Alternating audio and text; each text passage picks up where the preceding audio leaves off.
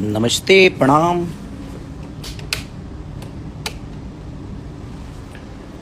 दिल से सबको थैंक यू। और एक वेव का गाना बहुत प्यारा रिलीज हुआ है, आम आम लेला।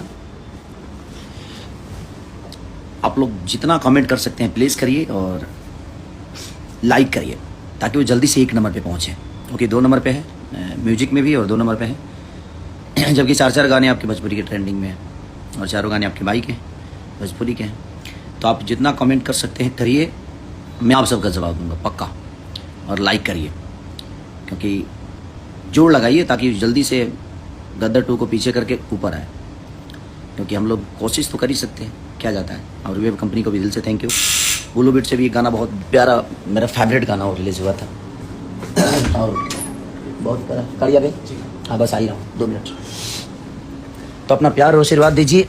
एक स्पीड रिकॉर्ड से मेरा गाना रिलीज़ हुआ था, बहुत प्यारा, सेंटर पर एंटर रहा था।